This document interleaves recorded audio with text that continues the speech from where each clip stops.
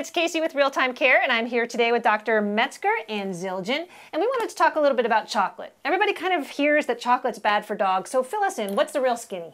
The real skinny is it depends on what type of chocolate. Because a lot of us have had dogs that have eaten chocolate. I guarantee Zildjian has, and like she's perfectly fine. So it comes down to the type of chocolate and how much they eat. So let me give you a little bit of an example. Okay.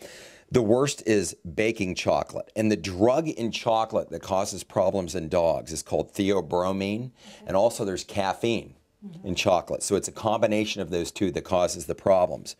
So for baking chocolate, which has the highest concentration of theobromine and caffeine, a minimum lethal dose, so they can die from this, is going to be 80 milligrams of theobromine, and I'll try to tell you what that means in a minute. Milk chocolate has a lower concentration. The milk chocolate, the Hershey bar, that's what most of our dogs have eaten, and they've never had a problem.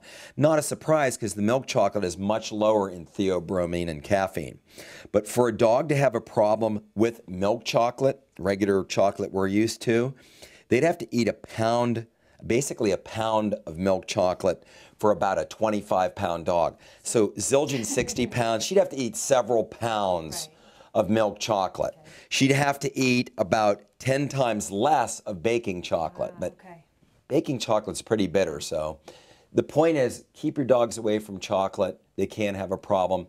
I'm more concerned about other more common toxicities like raisins and grapes. Those are real no-nos in dogs, and some people are using those as treats.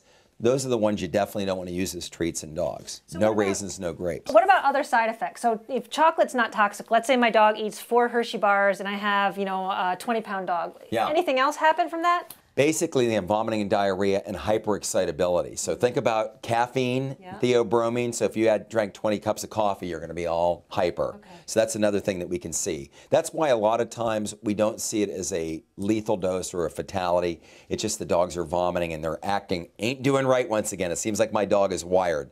That's probably the more common thing you're going to see. Excellent. Thank you so much. Yeah.